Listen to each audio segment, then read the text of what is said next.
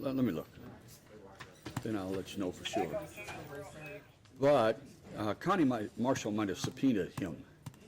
That may be what he's talking about. Cobble.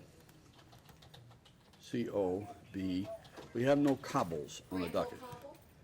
C-O. Horse, and it was on 2 days ago if it's green. I don't think so. it's just one in the back. We don't have him on the docket. It's a sovereign citizen. He may be somewhere else, but he's not in our court. C-O-B-B. We don't have any C-O-B-Bs. C-O-B-B-L-E. No. Daryl. I already Cobble is looked on his the name. thing. We don't have have any sheet. I don't know what, he's got to go downstairs. Got to go. Talk to them. Court clerk or? What? Mr. Cobble? Will you talk to the deputy, because you're not on our docket? Did you get a subpoena to be here, or? Yes, I do. Oh, the subpoena is something different. All right, so it's okay, Deputy Jones. Is Jordan Coleman here? Jordan Coleman? And we still need Chandler with, Chandler's on the second floor of this office. well, he's got a prisoner. Ms. Marshall, we're going to be a little bit delayed. Do you have your doctor with you? Excellent. Now my computer's not working well. We are on the record, by the way, Ms. Marshall.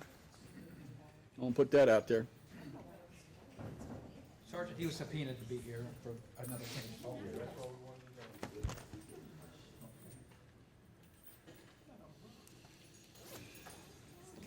All right, I need to see if there's anybody outside that needs to be inside.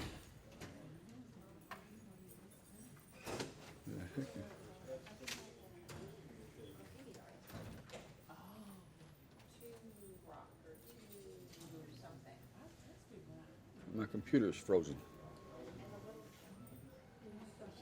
this an afternoon doctor or just left? We don't have an afternoon docket. There's a hearing at 1 o'clock, Okay. and I think we still have a couple of cases that were left over this morning. Okay.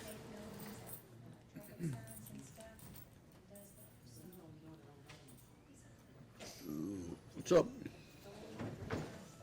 You get a couple of these. Watch out. They're slippery. We're gonna put them out. I don't know. Just keep them. Yeah, you're going. People see the Nick show. Pass to get in and watch the film. Huh? That's your pass to get in on Fridays to watch the film. Like today is the day you need a camera. I know. Whatever. You need a day. It'll be on YouTube. That's true. You know, they have an autograph then, they might be worth get one? something. No thanks. It's on the other side. Help them out there, Deputy Jones. I think they're all right. You don't know? So it's supposed to rock? No, it's just so you can keep it tilted. You can lock it or you can rock There's Mr. Chandler. Lock it or rock it. it. Come stay with this one. All right. Okay. Now you want this one? All right. Now I have several cases. I got Wesley Bryson. I got calendar over here. Anybody know Wesley Bryson? It's a possession of a controlled substance. It's number Right 2. here. Who's- Kelly Perry's. That's Kelly Perry's. Hello, Miss Perry. Judge, I have to write a motion for discovery. I completely forgot other I have no- things I've been preparing for today. Okay, I have no idea what you're talking about. On Bryson Mr. case? Bryson. All right, so That's all it's on for, is my submitting. are we the scheduled for a trial? We are. We scheduled it yesterday. Okay, so we have a trial date? Yes. Now, and I would prefer that you prepare your discovery motion, right? And you just take it to whoever your worthy adversary is. You all agree to a date when it's going to be done, and then we just pass it back to the trial date. All right, Mr. Chandler, you're about ready too? I'm waiting on, my deal's done, I'm waiting on them to get her here. Ah, okay. Leslie Callender. Leslie, On behalf of Mr. Calendar. Your Honor, Mr. Calendar is not present. I have had communication with him. He does live in Michigan, though, so it's often difficult for him to get here. what is he supposed to be doing that he's not doing? Either providing proof that they are together in counseling or that they have separated for good. Well, I'm going to issue a bench warrant for him. If you can find out some information, that'd be great, Absolutely. Thank you, Your Honor. but I have to hear from them. Absolutely. Thank you. All right. Okay. And this is Wesley Bryson. We're just passing that back to the date that we already have, and do that off docket if you would, Miss. Okay, so you understand what I'm saying, Miss Perry? and I will You get it have- prepared, you take it to the prosecutor, you agree on a date, you bring it to me, I sign the order that says that it's going to get done, and then we just file it. I can do that. All right. Okay, and we don't have Lindsay Clark ready, she's not down? She's on her way down, so. How about Jordan Coleman? That's a remand. Actually, he owes money. This should be a bench warrant. Speaking of add-ons, we got Cheeks, Ken Cheeks, male, Let me look at this. Katrina. I've got an add-on for Ken Cheeks, male. All right. There's an add-on for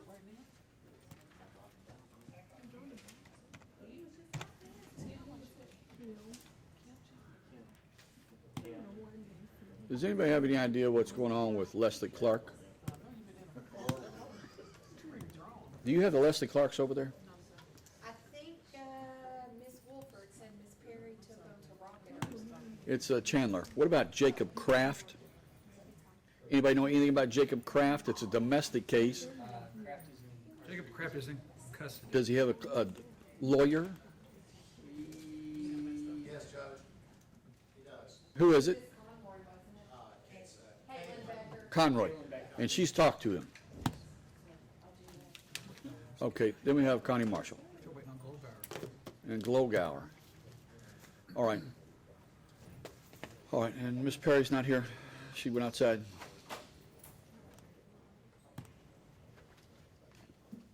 And we need Miss Wolford.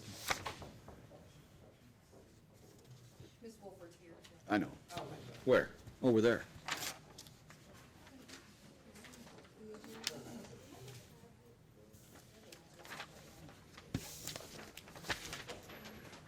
All right. Somebody go get Miss Perry. Who do you need? Miss Perry. Perry. Where'd she go? Okay, and Grace Crawford, is that? Mr. Chandler, you want to stand in for Glogauer, Kevin Glogauer? Yes, sir. Tell him that we were looking for him, and we're going to pass this case to October 8th. It's Grace Crawford. Grace Crawford, What was it on for, Judge? DUI. Is it just a pretrial? Now, we've been wandering around with this. Wait a minute now. Grace No. Crawford. No. Yeah, I don't know if she's entered a guilty plea or not. And it does not look like it, and Okay. it's Grace Crawford, when do you want to go to? 10-8, and tell him that this bench warrant is long overdue, and he needs to do something. Okay. All right. I'll- Miss Marshall, come on up. Okay. Now, if you would have a seat there with Miss Perry. Okay, may I speak before Ms. Perry? Sure. Okay, I just spoke with her a moment ago. She has not called me or contacted me, nor did I want a public defender. I hired Dr. Wagner, and his paperwork is filed in the case stating that there is no psychosis and I'm competent to stand trial. That's filed in the case. I have those documents here. All right. She just called me back outside. Miss Perry. And Miss Perry called me outside and said, Dr. Wagner told me that you're delusional, and I said, when did he tell you that? I said, that's not what the paper. Oh, well, hang on for a second. Let's stop for a second. Let's let Dr. Wagner talk for himself. Well, I have the hard copies here, and they're Good. filed in the case, and Good. they say there's no psychosis. and I'm Excellent. competent. Well, here's what I want to do. I want to hear it directly from the doctor, right? And that simplifies matters for me because it doesn't matter. Somebody said the doctor said this, somebody said the doctor said that. Why don't we find out what the doctor I would says? think that the statement that's filed in the case from the doctor, the hard copy would be the evidence. Well, and the Commonwealth has a right to cross-examine the doctor, and that's why we subpoenaed the doctor in here. I don't have a problem with that, but what I'm stating is I have filed the doctor's statement in the case that says there's no psychosis, I'm Excellent. competent to stand trial. Excellent. And Judge, we're going I to, do have a statement before we begin. I think it's obvious that Ms. Marshall's and I positions on this are diametrically opposed. I feel that because there has been a prior finding of incompetency and based on the evidence that's been presented to me in the prior report and Dr. Wagner's report, that I'm ethically obligated to continue on the path of asking Ms. Marshall to be found incompetent. And may I speak on that? Dr. Smedley's report was me being forced to go to her. There was no, I didn't show that I was incompetent in any way. I worked as a job placement assistant for a nonprofit organization, so you can't be incompetent if you're placing people in jobs.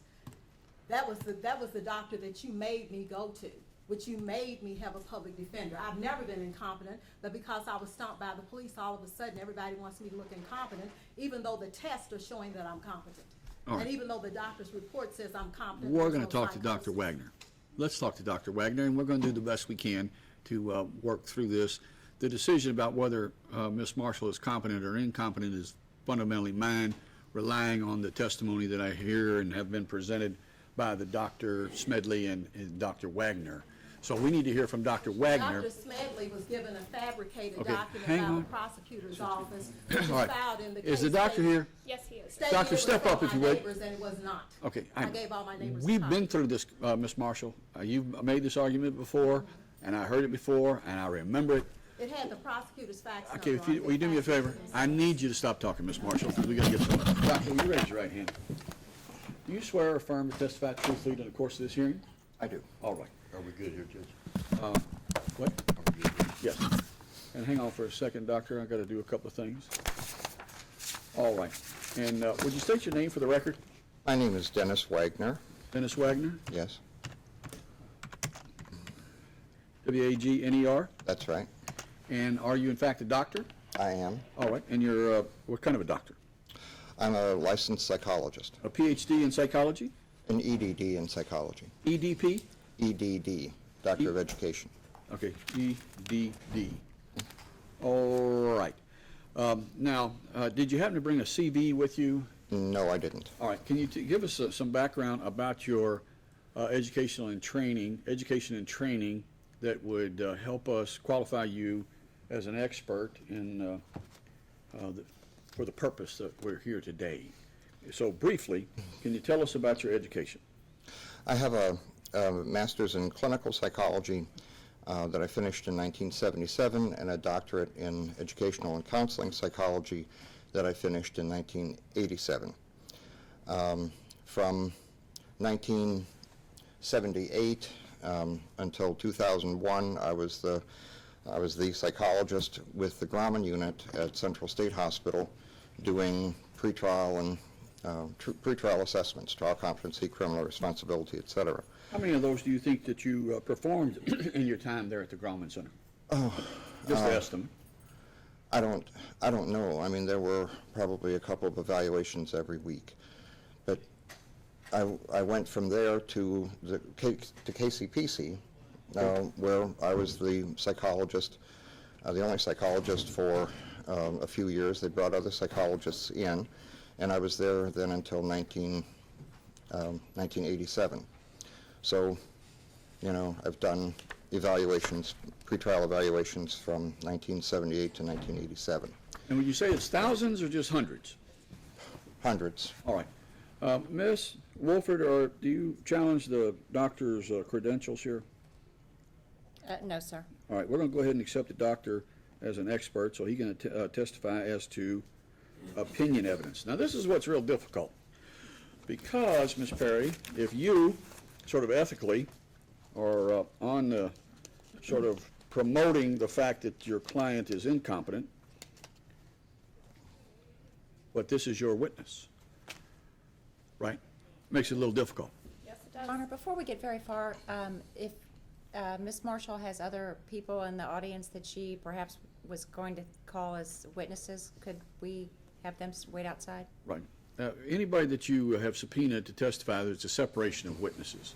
A witness cannot hear the testimony of another witness, which would there impact the testimony of the witnesses that are to follow. I don't have a problem with them staying here because she's not working on my behalf apparently. Okay. When I'm sitting Anybody that received a subpoena from Connie Marshall to testify today, I'm going to need you to either leave the courtroom or you will not be able to testify today. One or the other. So, Ms. Marshall, there's your choice. Would you want them to stay and not testify or go outside and testify? Perhaps. All right. So are there any other witnesses here that you called to subpoenaed, Ms. Marshall? No, but may I object to having her as a public defender, which I don't qualify for one anyway? I'm a homeowner and I work, and I never asked her to represent me. You made me have her represent. I did, and that'll be overruled. Something else, Ms. Wolford? No, Your Honor. All right. And normally, see, Ms. Perry would be responsible for presenting this witness's testimony. But Ms. Perry believes that she is under an ethical obligation to, that it is in her client's best interest to be determined to be incompetent. And Ms. Marshall disputes that 100%. Nonetheless, we're going to have to get some evidence in here. Your Honor, I just left work, left my clients at work. I'm a job placement assistant, and I just left them to come here. Okay. So an incompetent person wouldn't be helping people find jobs. And I'm supposed to be going to a reentry meeting for felons at St. Stephen's Baptist Church at 1:30, which I told them I'd be late. Yeah, definitely. All right, so, Doctor, did you have an occasion to interview Connie Marshall? Yes. What was the purpose of your interview? I saw her twice. Initially, she came in and asked for a diagnostic evaluation because she wasn't happy with the evaluation that had been done on her by a Dr. Smedley. All right. And on that first meeting, how long did you meet with Ms. Marshall? I met with her a couple of times, initially with interviews and then to do some testing and then to go over the results of the testing. So it was a couple of hours. All right, total? Yes. For the 2 times that you met with her? Well, the first time was only a diagnostic evaluation. And so, Why don't you explain that? What's a diagnostic evaluation? well, it was to come up with a diagnosis, All right. to, a finding of her mental status. Did you have a diagnosis on that initial meeting? I did. What was that? I thought that she was delusional, and it's in my report. All right. All right, and then, so that was the result of your first meeting with her. Yes. Now, and before we move on to the second meeting, let's move on to the second meeting. And at the second meeting, did you perform tests with Ms. Marshall? I saw her initially in April, and then I saw her again in June. Okay. In June, she came back and said, I want you to give me an opinion on my competency to stand trial. And so I did an interview, a standard interview over trial competency issues. What was the result of your interview? I thought in all the points that were addressed, I mean, she continued to be delusional, but I thought that she was competent to stand trial. She understood the charges against her. She understood the possible penalties. She seemed to remember the incidents in detail. When I've seen statements of what the charges were, her statements were generally consistent with that. She seemed to have the intelligence to work with an attorney, et cetera. So, and she knew all of the players. She knew about court procedures. So I thought that she was fundamentally competent to stand trial. Now, and the rub is, and this is where we are, and I've had many discussions with Ms. Marshall myself, and Ms. Marshall is very intelligent. She's very articulate. She's well-dressed. She carries herself very well. But the rub is this. So it's your opinion that despite the fact that she suffers from delusions, that she could cooperate with her defense? She could. Okay, now, and when we get to the could part, that's where the issue is. Now, do you, would you believe that it would be likely that her delusions would interfere with her ability to participate in her defense? Yes, I mean, she's had lawyer after lawyer, and there has been conflict, and so she has moved to another lawyer. All right, and, but I guess if the long and short of your opinion is that she has the native intelligence to be able to understand the entire process of these proceedings. You know, the criminal case, the potential range of penalties, the potential defenses, and so she has the ability to understand all that and does, to some degree, understand all of that. But the issue that's probably up in the air the most is whether she can assist her lawyer in presenting her defense. Would you agree with that? Yes. All right. Now, and you have not, you didn't review any of our court files, and we've had No, I did not have many, that. many, I don't know, Ms. Marshall knows the count, but we probably had as many as 15 court appearances. You haven't viewed any of those? No. All right. 24. 24. And have you, did Ms. Marshall discuss with you the issues that she's had with her lawyers in the past? Yes. All right. And for instance, today, Ms. Marshall is very disturbed with her lawyer, Ms. Perry, because Ms. Perry said that you said in your report that she was suffering from delusions. And Ms. Marshall is not prepared to accept that as a fact. But it is a statement in the conclusions. I know, but what if Ms. Marshall refuses to acknowledge that that statement is included in there? Then that's problematic, and that's a denial Well, how of reality. problematic? Well, it's a denial of reality. All right. So, Now, if you get a delusion that denies reality, would that, and presume that that's a fact for a moment. If a defendant is delusional to such an extent that they will deny reality, can that render them incompetent to stand trial? Probably too general a statement, but Could you point out where I'm delusional in his report is, because I don't see it? okay. And I Hang on, read it Ms. thoroughly. Marshall. I need to talk to the doctor in a second. I mean, yeah, I guess, Doctor, you'd have to admit that that's going to make it a little bit difficult, and it sort of cuts against this whole issue of whether she is competent to stand trial if she's refusing to accept a fact. right. And it would certainly make it difficult for a lawyer to represent the defendant if the defendant refuses to accept a fact. Yes. Okay, I don't know. Do you have any questions, Ms. Wilford? I wanted to review some parts of the doctor's report. It's pretty brief, Judge. That's fine. Go right ahead. Dr. Wagner, on the first page of Competency eval. your report dated April 14th, 2014, Yes. at the very bottom, you state that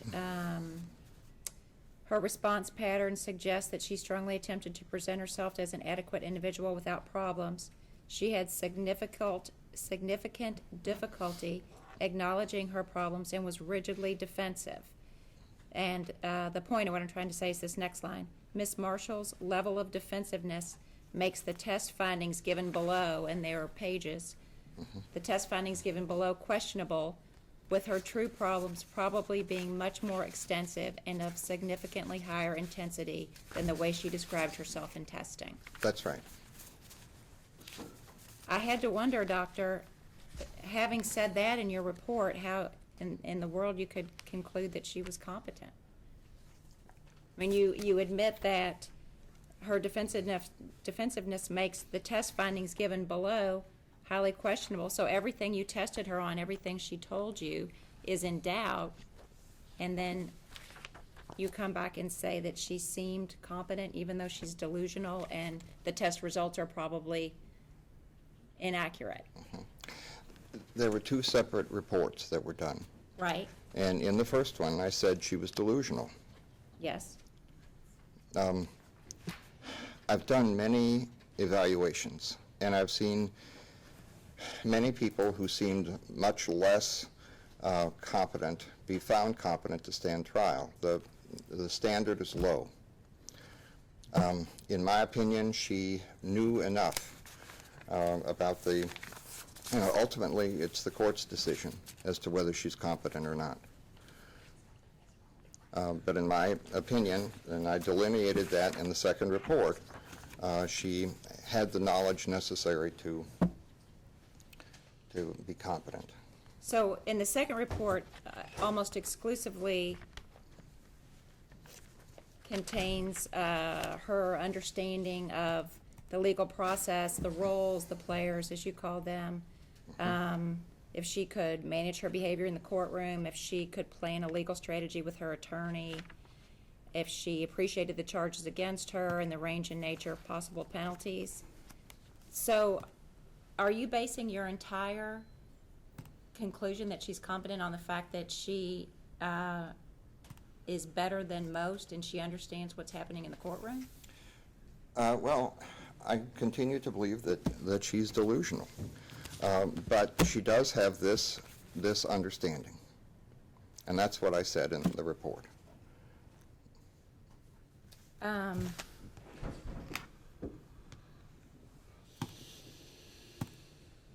Your Honor, I think it's Hang on. disturbing that. Hang on. We're not ready for arguments. Okay, I mean, just, And we'll argue in a moment.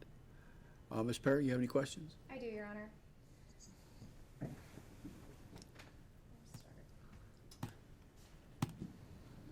Do you agree with Dr. Smedley's finding not only that Ms. Marshall is delusional, but that it's the persecutory type of delusion? Yes. And people who suffer from this particular type of delusion often feel like they're being conspired against, is it? Yes. And spied on, and that essentially everyone's against them. Is that Yes. fair? And Ms. Marshall has stated to you in the past that she felt her lawyers have flip-flopped on her and gone to the other side.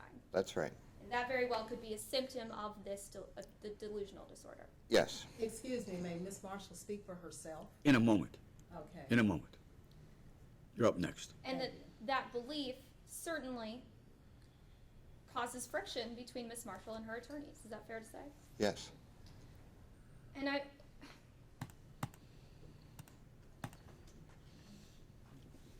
certainly think that no one here would say Ms. Marshall is not intelligent. Is that correct? That's right. But in fact, people who are diagnosed with delusional disorder, it's not uncommon for them to have an average level of intelligence, correct? That's right. And it's certainly part of the diagnosis of delusional disorder is not being, psychotic like a schizophrenic might be. Is that right? That's right. Okay. May I speak now? Are you finished? Not quite I'm yet. finished. Dr. Wagner, when someone is diagnosed with delusional disorder, how do you treat that? It's very difficult to treat. Sometimes it's treated with medications, but and the delusions could tend to lighten, but they tend to kind of, be less vocal about the delusions, but there tends to be that undercurrent of delusion anyway. If someone is not acknowledging the existence of this disorder, what is the likelihood of any sort of success with treatment? Very limited. It's What would unlikely. What would the likelihood of success with treatment be in an average case on this? Very limited. It's the prognosis is poor. And if I'm understanding you correctly, that essentially means that the delusions themselves aren't going to go away. That's Even right. if they're lessened a little bit. That's right. Okay.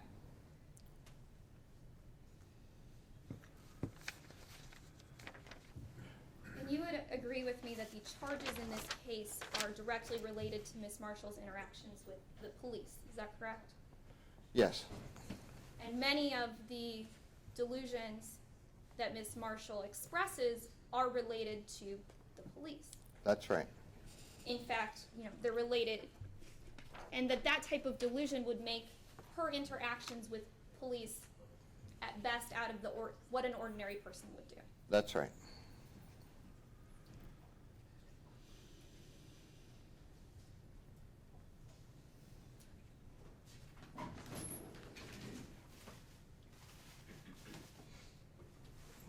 I'm going to flip-flop back to the treatment. I apologize. If someone's held this belief say for 10 years. That would make this more difficult to treat, isn't that correct? Yes, And someone's age, the older they are, that typically makes it more difficult as well. that's right.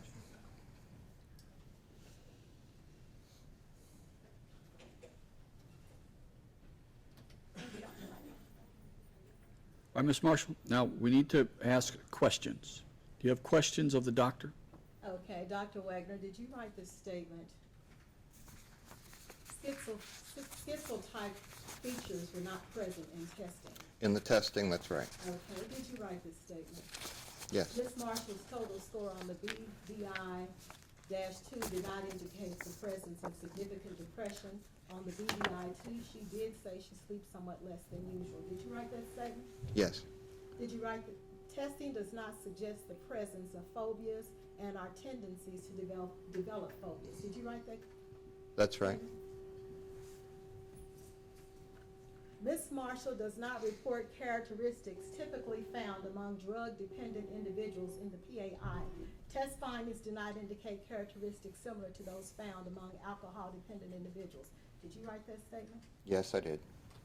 No significant tendencies for psychosomatic problems and conversion symptoms to develop under stress exist. Did you write that statement? That's right. Psychological testing does not indicate a psychotic process.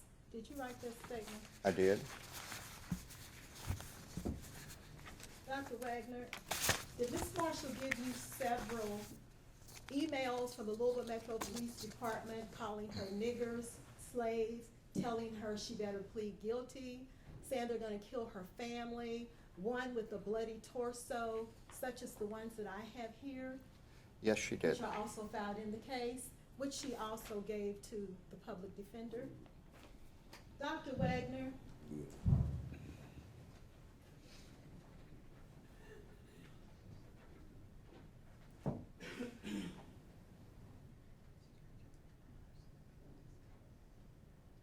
I'm now going to play something that Ms. Marshall gave you and gave to the public defender coming from the Louisville Metro Police after they arrested her and stomped her. We're going to across her listen to chest this. lesion. Go ahead, Ms. Marshall.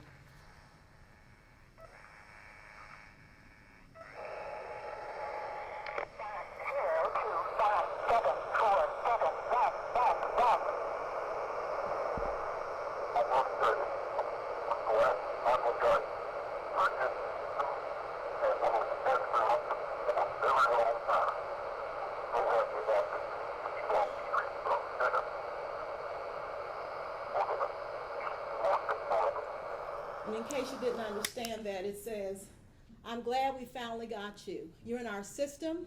We're going to have you locked up for a very long time. I'm so happy about this to get you off the streets because you're a menace. We're going to keep you locked up forever. Miss Marshall had no record, and Hang on. that was Is there in a her question there, car. Miss Marshall? We Did gotta have Miss a- Marshall give you a copy of that, as she also gave to the public defender, among other recorded messages from the Louisville Metro Police Department? As I recall, you played that in my office. Dr. Wagner, did Miss Marshall give you several pictures of the police at her home, tormenting her?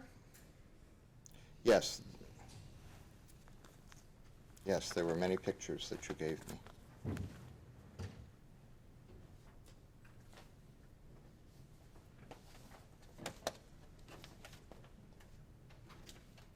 Dr. Wagner,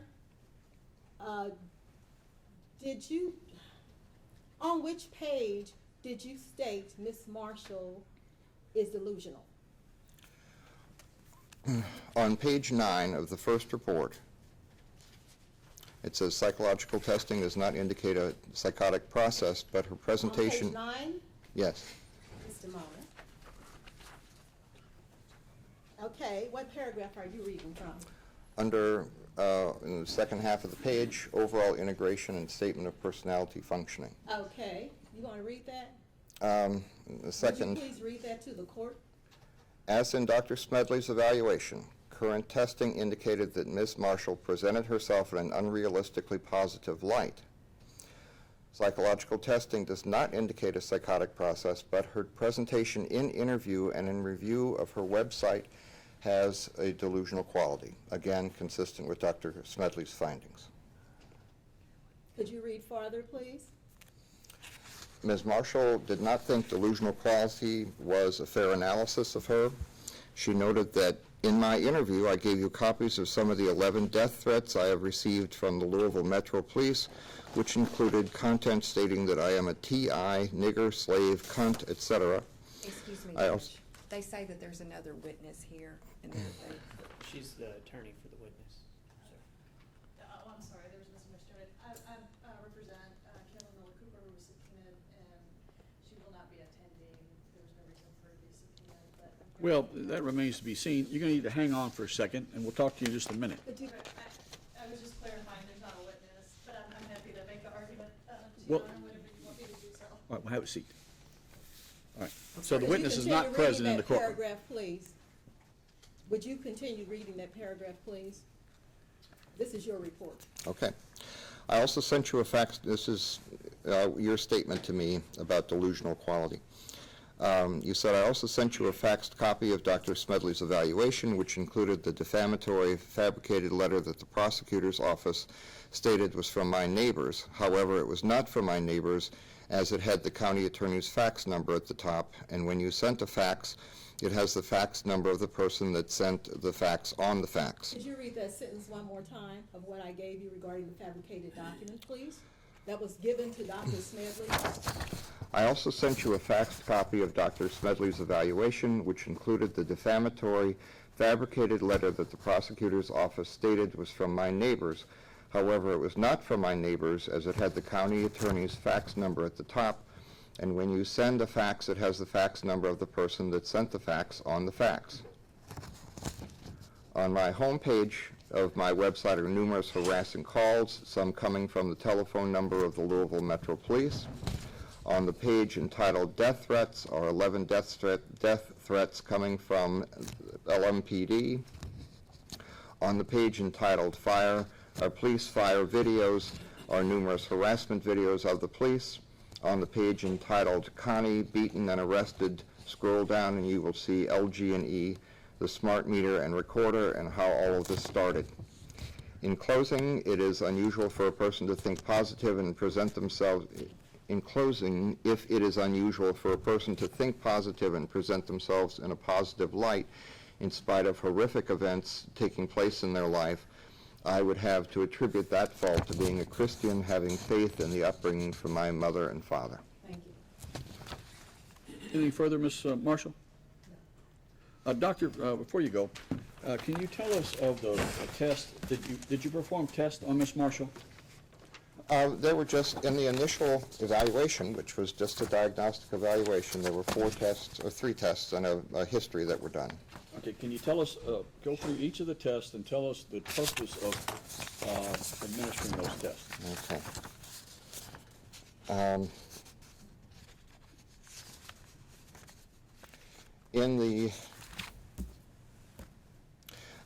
In the first test, there was a Beck depression inventory, which was a measure of depressive symptoms. And you found there were none? That's right. She said there were no symptoms. And the test, verified that? Right. All right. And then the other test was a personality assessment inventory, a PAI. And that was the instrument that suggested that there was distortion and that she had presented a very positive image of herself that was unrealistic. Was that test also useful in determining that there were delusions? That test indicated that it did not indicate delusion. All right. But it could have been. That's why I used it. All right. So then there was a third test that you administered? The other test was not administered in the first evaluation, and it's not really a test. It's a competency to stand trial assessment instrument, and that is it's a structured interview around trial competency issues. All right. And then there was a history. And that through that test, you were able to determine, and it's your opinion, that she is competent to stand trial. In that last interview, because of her knowledge of the system and her situation, except for the delusion, that all seemed intact. Okay. Did you administer another test? No. All right. Now, this is, I've had many conversations with Miss Marshall, and Miss Marshall apparently receives some disability benefit from the government. And that is based on what she tells me is radio frequency devices. Are you aware of any condition called radio frequency devices? No. All right. Is there any sort of condition similarly named that might cause someone to be disabled? No. Okay. And I've asked Ms. Marshall whether this was radio frequency interference, and she tells me no. It's all radio frequency devices. Yes. That's what was put in the disability paperwork. Okay. Frequency device, it didn't say radio frequency, it said frequency devices and neurological problems. That's what I get disability for. Okay. Has nothing to do with psychological, two different things. And I did file that in the case. Yes, yes. We've had many conversations about it, Ms. Marshall. All right. Anything further, Ms. Wolford? Your Honor, let me ask Dr. Wagner just one more line of questioning. Dr. Wagner, when you met with Ms. Marshall on the first time or the second time, did you consider administering the Fulstein Mini Mental Status Examination 2, or otherwise known as MMSE 2?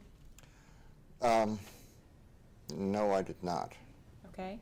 How about the Kaufman Functional Academic Skills Test, or otherwise known as KFAST? No. How about the Wechsler Abbreviated Scale of Intelligence 2, or WASI 2? No, I think all of those had been administered in Dr. Smedley's evaluation. Exactly. So you Well- were happy with the results then Dr. Smedley found in those tests? I didn't see a need to repeat all of that. Okay. Thank you. That's it, Judge. May I state that I passed all of Dr. Hang on. Smedley's tests? We're going to let, let's do this. We're going to talk first to Ms. Perry. Do you have any further questions? No, Your Honor. All right, and Ms. Marshall? No. All right. Thank you very much, Doctor. All right. All right. Ms. Wolford? Actually, it's probably Ms. Perry. Ms. Perry, and it's difficult, and this is going to be, Ms. Perry, you want to stand by your the statement that you originally gave that you're ethically obligated to argue that your client is incompetent, as was found by. In light of all of the evidence we heard here today. Okay. Can I tell you something? We probably need to stop. Let me do this, because I think we need to talk about these witnesses that Ms. Marshall has subpoenaed. But in the meantime, I need to call these cases so I can get this prisoner gone and see if we have another case. So everybody just stand tight for a second, and we'll be back. Okay, we've got Jacob Kraft. Anybody know anything about Jacob Kraft? Your Honor, that's fine, I'm just making sure the family's not still. All right, Family's not still here, it's just me, Your Honor. All right. In that case, we are going to pass this case. He needs to be evaluated. Is he in custody? He is, Your Honor. All right, Mr. Kraft? He's coming. Now my computer's not working. Come on up. Across the podium. Hello, Mr. Kraft. How you doing? I'm good. We got some good news here, Mr. Kraft. Looks like you're going to get out of jail today. And where's he going to be living? With his parents, Your Honor. Is that who he's tangled up with? Is that the case arose from? Yes, Your Honor. I think they're technically grandparents, but they're acting as parents. All right. He has a no unlawful contact in There family. can be no violence. And they are trying to help you.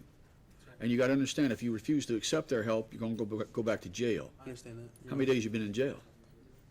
It's a week now, I think. All right. A little over a week. How you liking it? I'm hungry. Well, okay then. Yeah, there's better food at home with the grandparents, no question about it. We're going to pass this case to the 15th. We need to have you evaluated. Somebody's going to come and interview you, or you're going to have to go someplace to be interviewed. Ms.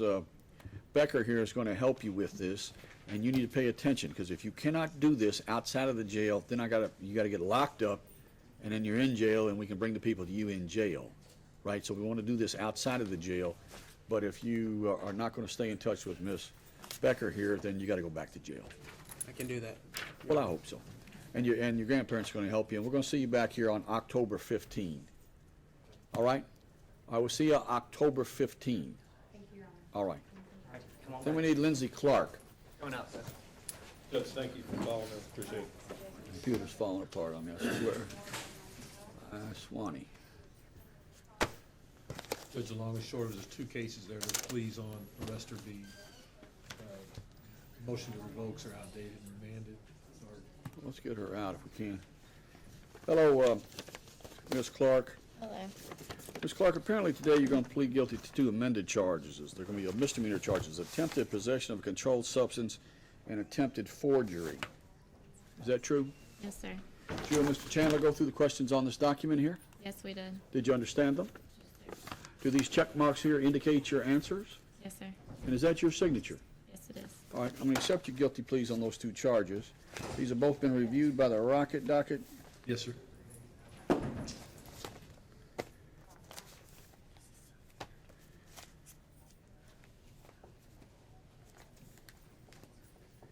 That's 180 days to serve, and it's concurrent with any felony time you might be serving. Right.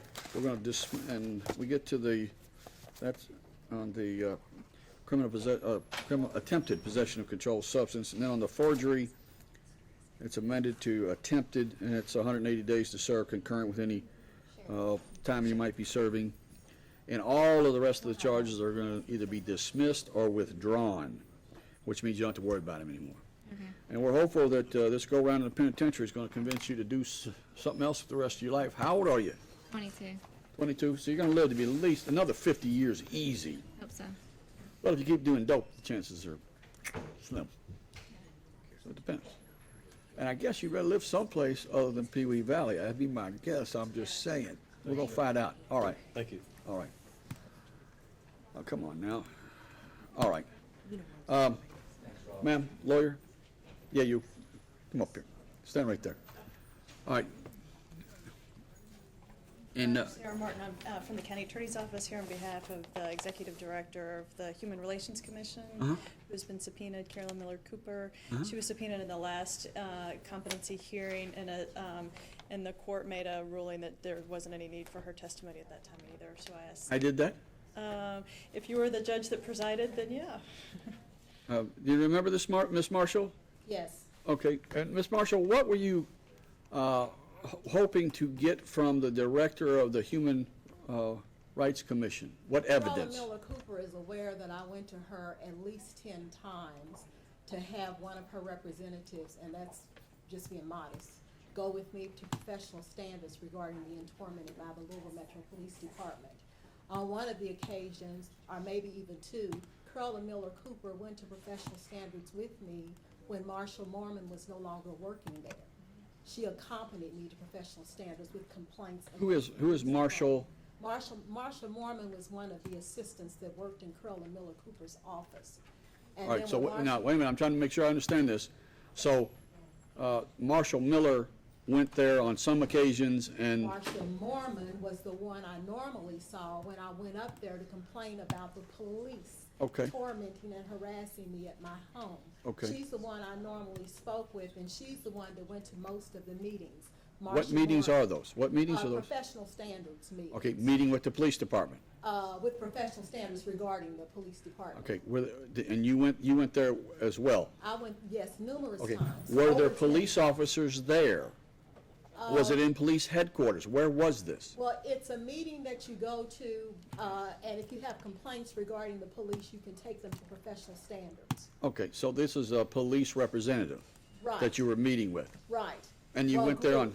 a group, a panel, A panel. And you have been before them on numerous occasions? over 10 times. Okay, that's with both with Marcia Mormon. Marcia Mormon.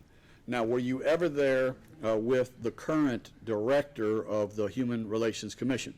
Well, she was my contact when Marcia Mormon no longer worked there, and she accompanied me at least twice. So she went with you?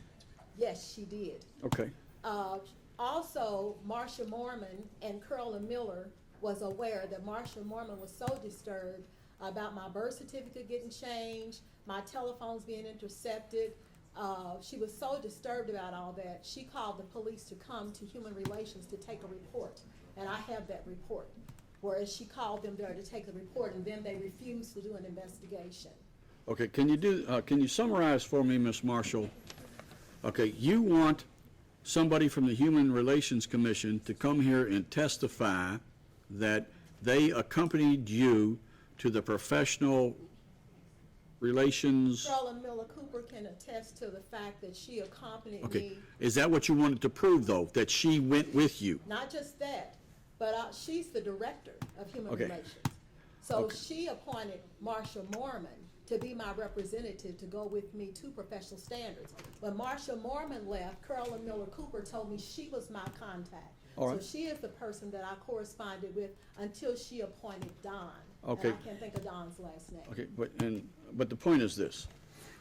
I need to know what you believe the evidentiary value is of any testimony that you might, what do you want the director to be here for? What purpose? She can attest to the fact that I was being terrorized and tormented by the police because I went to them to file the complaints against the police. All right. And then I went to professional standards. And then you go to Human Relations and they appoint someone to accompany you to the meetings. That's the Okay. process. And you've had at least 11 meetings with the professional standards people? It's been over 10, Over 10. over 10. And can you tell me what the results were of all of the 10 or more meetings that you had with professional standards? Never any relief, and one of the times, killing one of the police officers who was harassing me at my home, he even was allowed to sit on the panel. Wait a minute Nothing now. was done, and Wait a I minute. was filing a complaint. I don't understand this. You talking about Officer Keeling? John Terrence Killing. He Okay, was one yeah, of the police okay. officers I had a All lot right, of problems I thought you with. said killing. Okay. But the result of the 10 or more meetings that you had with professional standards, the police department, as far as you know, did not take any job action, like suspend or fire or Right, and reprimand. Let me correct that. You go to professional standards, Okay, you hang file on. a complaint. Hang on. I have a question for you, so Okay. we got to make sure we don't get sidetracked about this, Okay. because I need this particular fact. I need the best information that you have. All right.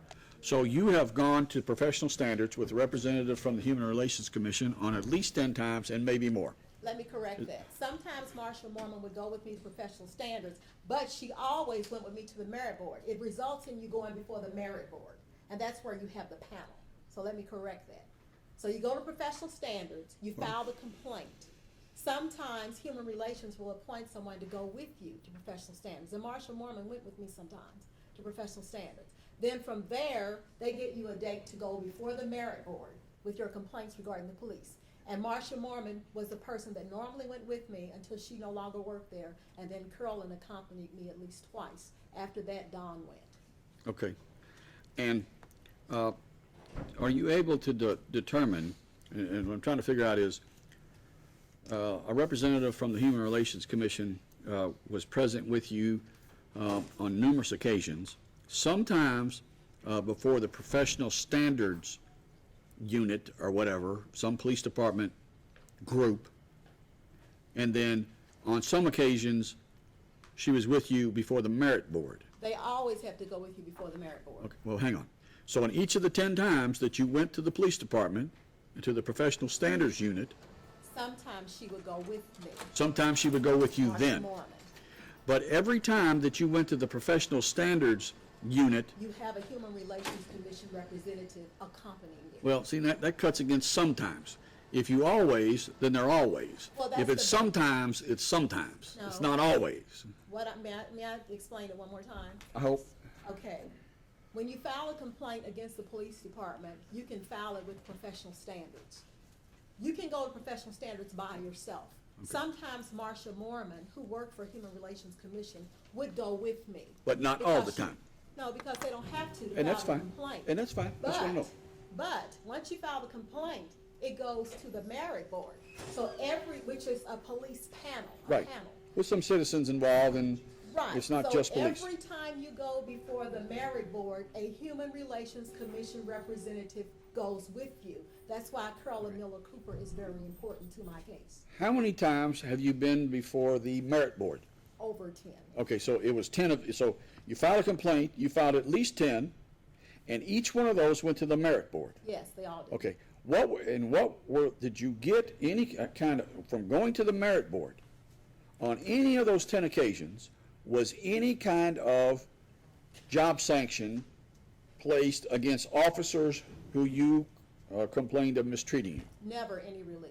Never any relief? They even let John Terrence Killing sit on the panel, as I stated when I was complaining against him. He sat there while the complaint was against him, on the panel. He was on the refused to panel? leave. Yes. He didn't recuse himself? No.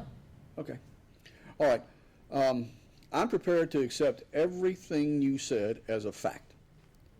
So we're not going to have this, the director testify today. Thank you. I'm prepared to accept every bit of that as a fact. All right. Ms. Marshall, do you have other witnesses? Yes, Daniel Cobble. Now, you're going to have to tell me what you think that Mr. Cobble's going to testify about. Why are you calling him as a witness? Mr. Cobble filed two, I think you call them amicus curiae or something Amicus like that. curiae? Amicus curiae in the case, because we did go to the FBI regarding the death threats that I was receiving and took some of them to the FBI. Okay. And he went with me. He also can attest to the fact that he received an email death threat intended for me. They sent it to him, to his email address. Got a bad address Coming and sent it from to the him? Louisville Metro Police Department. He can also attest to the fact that the day that I fired my first attorney, when I had Shad and I fired Shad, I had to file an amended complaint. And this amended complaint was filed on, I believe it was, I won't give the date until I find it, but I filed the amended complaint. The day that I filed the amended complaint, I was on the phone speaking with Daniel Cobble about how to go about doing it. I went and dropped it in the drop box at 8 o'clock. How to go about doing what? Filing your amended complaint? Yes, Okay. what's put in. So 8 o'clock that night, I went and I dropped it in the night deposit box. Where? When I- Pardon? Here in the Hall of Justice? Yes. Okay. When I walked back through my home, and you have all these audios in the case, when I walked back into my home at 9 o'clock, the phone call started at 9:13. The first call was somebody pretending to be Daniel Cobble, saying, "Did you get those papers filed?" And then calling me a bitch and those types of things. Coming from Daniel's number. Daniel didn't call, it was some white man. That's who it was. But The second hang on, I want to make sure I understand this, Ms. Marshall. So this call that you got after you came home from filing your amended At 8 complaint, o'clock, at night. it registered on your phone that it was coming from Daniel Cobble's number. But that's a yes. I mean, yes, I'm sorry. Okay. But it was not Daniel Cobble. No. Daniel Cobble's a black man, and this was a white And man he's saying threatening that you. he's Daniel, and he calls me a bitch. He That said it call was came- Daniel? Yes. So The call- hang on. Uh-huh. The call, the number registers on your phone that is coming from Daniel. Right. Now, and did the caller identify himself as Daniel? Yes, I have the transcript, and All right. I brought the audio. Okay, but it wasn't Daniel. No, that call came in at 9:13. Now, again, I had just dropped my paperwork in the night deposit box at 8. I walked through my door at 9 that Gotcha. night. 13 minutes later. 9:13, the first call came in. It was a man pretending to be Daniel. The second call that came in was a woman, white woman, singing Private Dancer. 10 years ago, I was a Tina Turner impersonator. Nobody knows that, but my phone is monitored on a regular basis. She's singing Private Dancer, and she's calling me a crazy bitch. The next call comes Do you know in- what number? Did that come from Daniel's number as well? It came from my daughter's number, who lives out of town. Unbelievable. And it will say her number. I got you. So it came They up. were manipulating telephone numbers. I got you. The next call that came in, I guess they forgot to block their phone number, which came in from the police. 2 numbers, 574-7111, 2 calls. They called, then they hung up real quick. Then I got another call that came in. I can't remember all the calls, but this was all night long. Well, where Daniel can testify is that I finally went to sleep. The calls kept coming in all night. Daniel came by my house the next morning, and he said, "Connie, have you been calling me all night?" He said, "I've been getting calls with somebody rustling papers," which that's what I worked on the day before, it was papers, and I talked to him about it. He said, "Did you call?" I said, "No, I haven't been calling you," and I looked at my phone, and I had a lot more manipulated calls from his phone. Meanwhile, my daughter calls me that morning. She says, "Mama, somebody has changed your outgoing voicemail." And it says, "Hi, I'm Connie. I'm a crazy bitch. Fuck you," and all this kind of stuff. That type of thing. So I eventually got rid of the phone, but I still have all the audios of it. All right. So Daniel Cobble can attest to that, and he can attest to the email that was sent to him with a death threat regarding me. Okay. Can I tell you something? I need to jump in here for a second, Ms. Marshall. It seems to me that you're offering this evidence for the proposition to try to prove that I am not delusional when I say that the police department is harassing me. Well, that's what Dr. Smedley based her Hang on. saying I'm delusional. She didn't base it on the test because I Hang on. passed it. All right. So you are saying I have facts that indicate that the police are harassing me, Yes. and that's why you want to have Mr. Cobble testify. Now, I'm prepared to accept everything that you said to be the truth. So I'm not going to have Mr. Cobble testify. I would like him to testify because he is my witness, and since my other witness was turned around on me to say some things that were not true, I would like Daniel to come in. I subpoenaed him. I know, and you subpoenaed him, but you subpoenaed him for a purpose which is not what we're doing here today. Today, we're to determine whether you are competent to stand trial.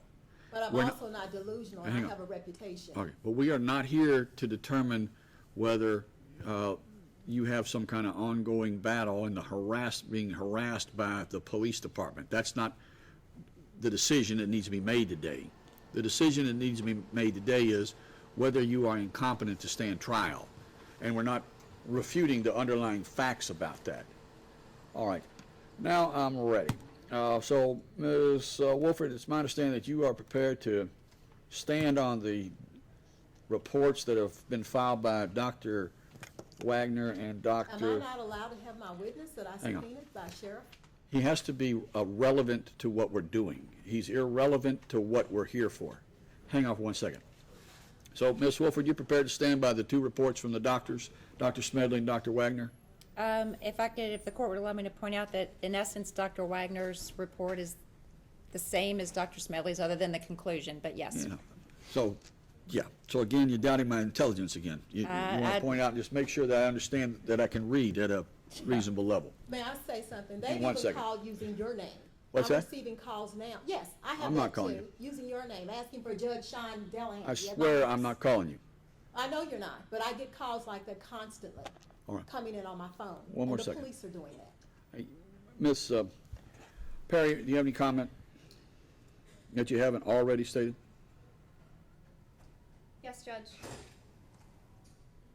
I think we're at the point, it's been many years, at least 2 years, I think, since these charges have happened. It's been a year since Dr. Smedley's evaluation. Absolutely nothing has changed with Miss Marshall's mental state. We now have 2 doctors saying that it's incredibly unlikely that she would ever improve, given the fact that she doesn't acknowledge that this exists. Even if she did, it's incredibly unlikely that she would improve, given the nature of the disorder.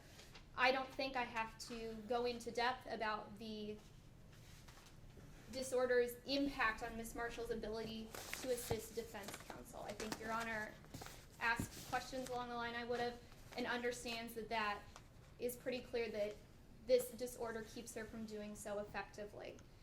Your Honor, I think nothing has changed. I think that Ms. Marshall should be found incompetent and unlikely to regain. May I speak? This Yes, is ma'am. being done because I have a federal lawsuit filed against the police. Hang on and for one more it's in the second. depository Let's make sure of the that Ms. state. Perry's finished, and then we're on to you, Ms. Marshall.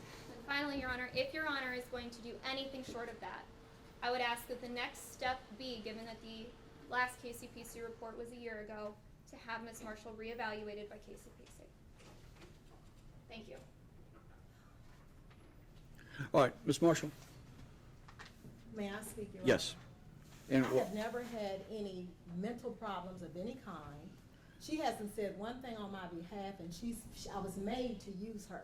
I could have represented myself very well. I've done it throughout my case and had no problem. I've never had any mental problems. I have a job, I have a home, I have pets, I have a car payment. You know, I'm not delusional. I've never been delusional, and I don't see why I can't have my witness come in and testify for me. I don't want to end up losing my home. I have a home. I have a car I just bought not too long ago. I have children. I have 2 poodles at home also. I've got taxes to pay.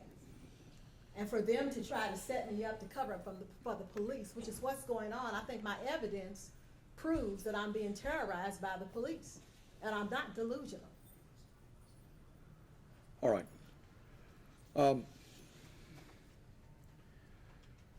It's And very, I have a job. hang on, I know this, Ms. Marshall, hang on. We've had so many conversations that, what is it, 24 times you've now been to court, Ms. Marshall? I've been coming to court since June 2012. The police have never shown me. Is it 22 times, 24 times, how many? About 24 times. 24 since times. June 2012. And we've had conversations each and every time. Ms. Marshall, I know quite a lot about you. I know that you ran for mayor, and as I've said, there's absolutely no issue that you're very intelligent, you're very articulate, you are functioning at a very high level. Most of the time when we have these hearings about whether someone is incompetent to stand trial, it's from psychological disorders that are paranoid schizophrenia or what they call it, bipolar these days. I think they call it bipolar these days.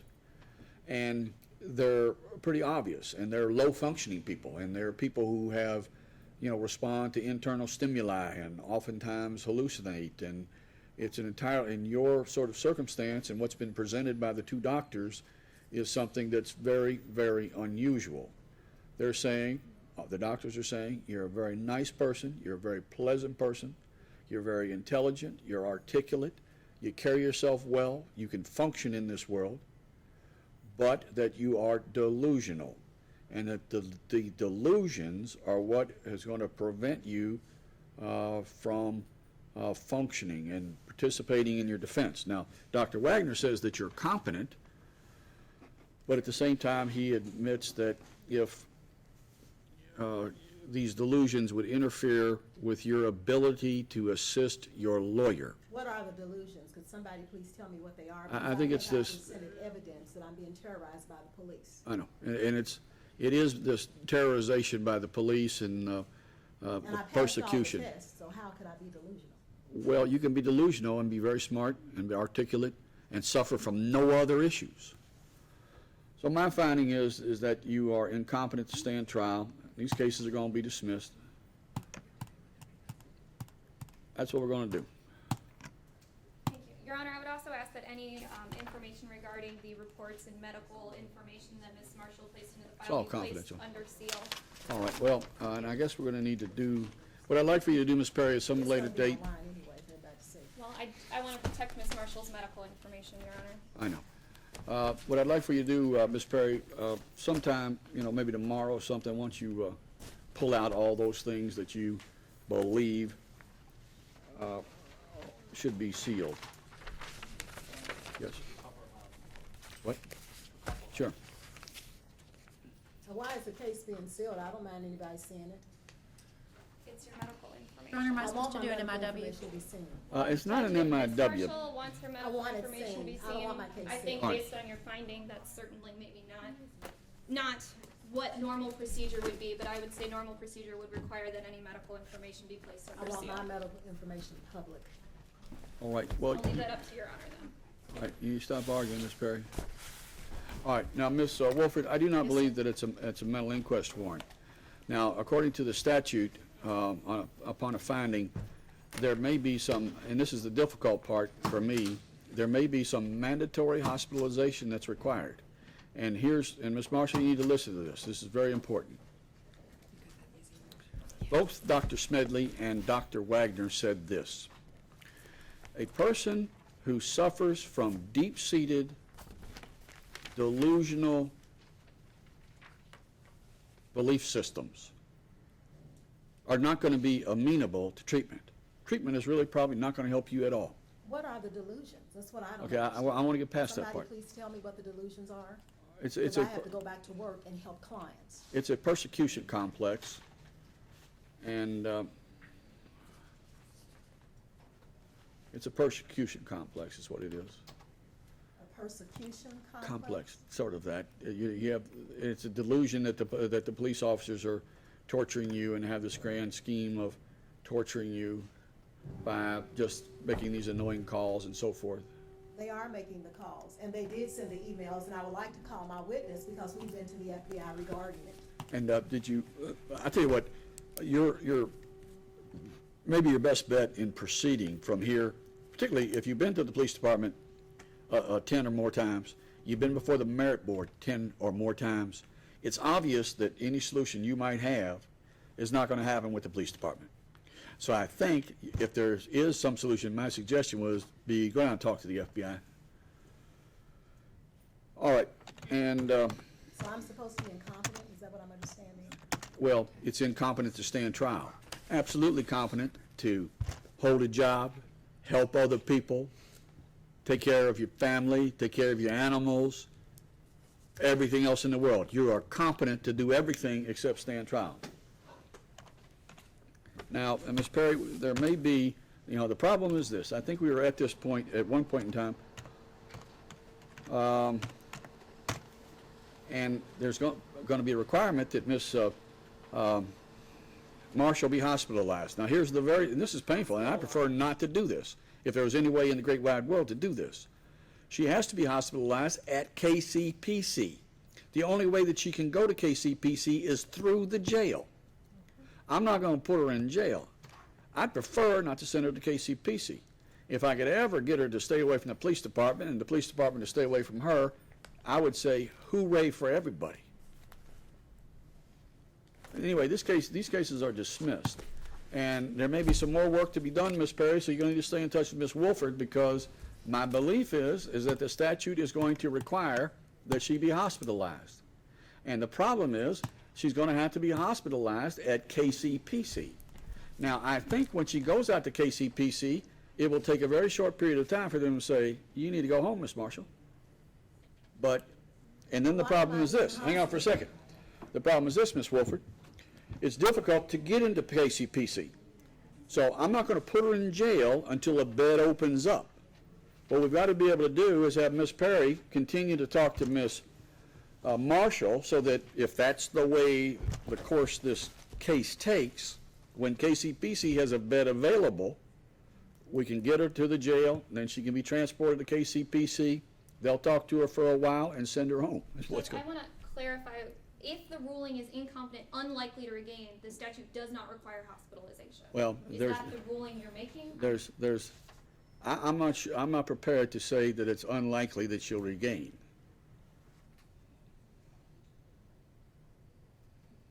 And yet you don't want to And yet I don't. But I have may an be forced to. MIW complete, even though the statute requires me to fill out an MIW. You want to fill out an MIW? Fill out an MIW. You think But that's you the way? won't sign it. I'll sign it. Okay, and here's what's going to happen, Ms. Marshall. This is even better. See, because I'm not sure that that's a statute that we're functioning under. But if we are, my bet is Ms. Marshall spends less than 3 hours in the hospital. And they're going to say that's the way it goes. But whatever you want to do. Why am I going to a hospital when I'm not incompetent, I'm not delusional? Judge. I've never had any mental problems. I didn't display any mental problems in this court. This just came up in March 2013 after I went to court. I've been going to court since June 12th. June 2012, then March 3rd, 2013, you said, well, I want you to have a psychological evaluation. I've done nothing to display any psychological problems, nor do I have a history of any psychological problems. And Judge, in order to dismiss the case on grounds of incompetency, it has to be unlikely to regain, at least in the foreseeable future. That language is certainly in there. It doesn't mean forever, but we can't really blend the two grounds of is likely to regain and needs hospitalization and unlikely to regain in the foreseeable future. Let's do this. Okay. I need the doctor's reports. Anybody? Yes, Your Honor. I've got one. I don't have Dr. Wagner's. This is Dr. Wagner's and Dr. Smedley. All right. Yeah, they're just gonna wait on that. She's gonna talk to the judge too, so she's just gonna wait. She's Do you have both of Dr. Wagner's reports? Because I don't know if she gave you both of them. I got one that's it's got a big stamp on it, says April 23, and then let me see, this one here is June 12. Is that what we're talking about? Those are both the reports, Your Honor. Okay, hang on. His reports are April 14th. It says April 14th. I got that one. And the other one is, June 12. I'm looking for it. June 12th, correct. Okay. All right, Dr. Smedley says this. Although it is felt that there is likelihood for attaining competency in the foreseeable future with proper psychiatric treatment and medication, pure delusional disorders, such as appears to be the case with this individual, can be quite treatment resistant, particularly with an older population wherein the beliefs have become quite fixed over time. However, research indicates there is a slightly greater than 50% chance of significant improvement with a course of proper treatment. And that's not based on the test, that's based on me giving her information regarding being terrorized by the police. And she even admitted she went to my website and saw the information and that I gave her information. Judge, I don't recall that if Dr. Wagner wrote anything about, he may have written a sentence or two about treatment, but I do know he testified here today that the likelihood of improvement is slim to none. And if Ms. Improvement Wolford from what? disagrees with me, then she. No, I agree. Now, and what is the agreement there? That treatment is almost futile, that Right. All right, I'm gonna make a finding that she's incompetent and unlikely to gain competency.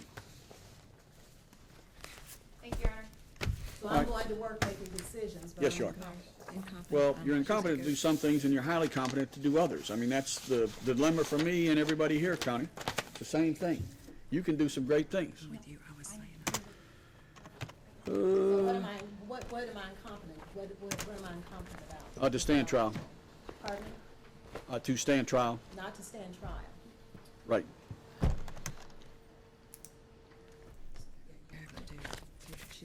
But I've done all the work on my case for the past Judge, 2 the- years and 6 months. The documents I handed you were the Right here. reports. They're right here. Those are from the case file, and those were what I would indicate that I Right. personally believe need to be under seal from Ms. Marshall's medical. All right, Ms. Marshall, I'm gonna put all these under seal. If somebody wants them, I'm gonna put them in here. And if somebody wants them, they're gonna have to petition the court to look at them regardless. I mean, I Can I make a understand. request for my case not to be sealed? Your case is not going to be sealed. But if somebody wants to get into, to look at these psychiatric evaluations, whether it's Dr. Smedley's or Dr. Wagner's, they're either going to do one of two things. They're going to have to petition the court and get an order from me to open them up, or you personally can give them to whoever you care to, Okay, right? Because they're yours. okay. But we have a responsibility here, and it's the clerk's office, to keep these confidential. And so this portion is not going to be available for just any person off the street to come and look at your case file. Well, may I make a motion to strike Dr. Smedley's evaluation because she was given that fabricated document that came from the prosecutor's office? It was a fax, did not come from my neighbors. All right? And And she did include it in her notes that she gave to the public defender that you made me use the last time when I fired the other attorney. that was She did use it, 'cause she young put it Mr. in Wyman. notes. Young Mr. Wyan, he did a good job for you, I have to tell you. And we've been through this before, Ms. Marshall, and I had Dr. Smedley go through it as well, that Dr. Smedley said that this undocumented, anonymous letter that was alleged to be from your neighbors is And of it had the no prosecutor's effect. Had the prosecutor's fax number on it, and I've been working in an office all my life. Anytime you send a fax, it has a fax number of the person that sent the fax on the fax. So it came from the prosecutor's office, it's a fabricated document stating I was spitting on cars and threatening neighbors. My neighbors never sent that. And then it had Ms. something- Marshall, I gotta tell you this, here's what, the long and short of this entire thing. You are not going to have to stand trial for these crimes that you were charged with, either one of them. So you do not have to worry about going through all the drama of the trial, potentially being convicted, potentially going to jail, or being found not guilty. You don't have to go through all of that drama. It's out of your life, 100%. and out of their life, because I wanted the trial, because what they did was wrong. They stomped me, they caused me a chest contusion, mild enlarged heart, compressed vertebrae, scars all over me. Then they threatened me and said they were gonna kill my family if I didn't plead guilty, start sending emails, telephone calls, which I taped everything and copied everything. All right, Ms. Marshall, we are good to go, and somehow I'm hopeful that you and the Louisville Police Department can stay away from one another. All right, good luck to you. We are done here today. Can you ask her to stay? We're filling out the MIW right now. Okay. Yeah. I threw it away.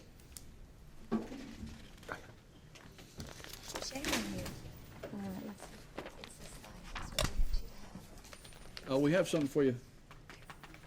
This was. Okay.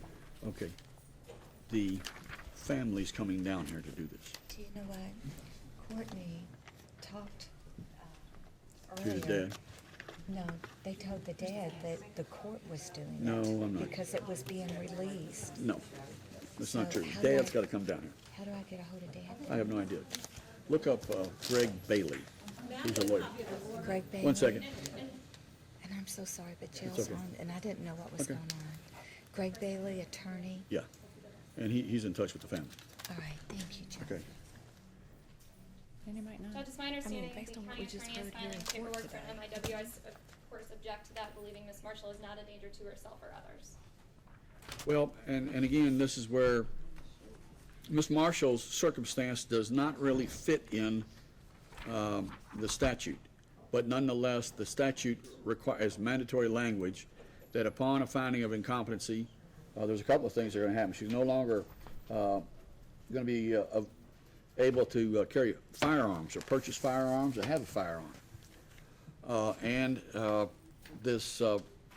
She's going to need to be evaluated. But again, my belief is this.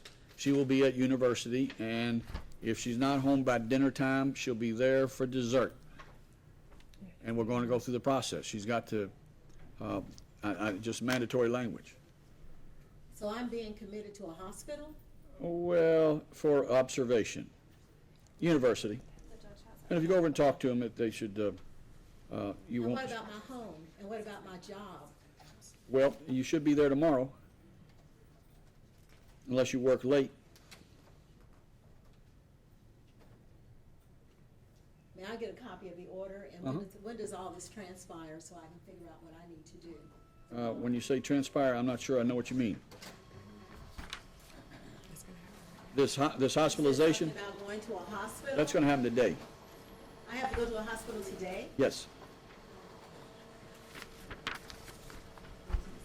What about my car, my dogs, and my house? Hopefully talk to Mr. Cobble out there and see if he can help you. He can't. Oh my God, my job.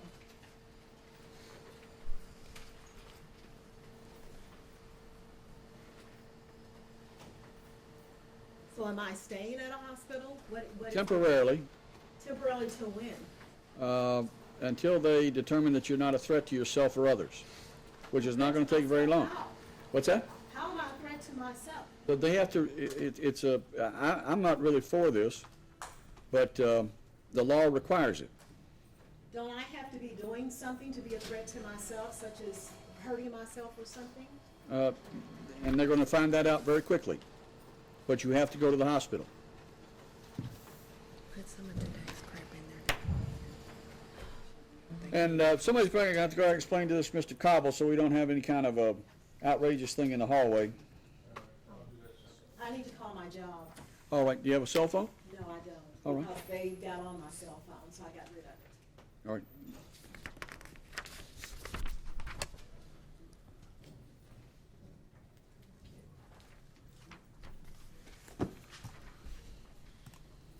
So I'm being taken to a hospital right now. I can't go home. I can't pay Yes. my bills. Right. My lights and everything will probably end up turned off. You're going to be I can't home. do that first. You're going to be home this evening. You're going to be home this evening. For sure. Yeah, that's Because my bet. I need to pay my bills. I got that.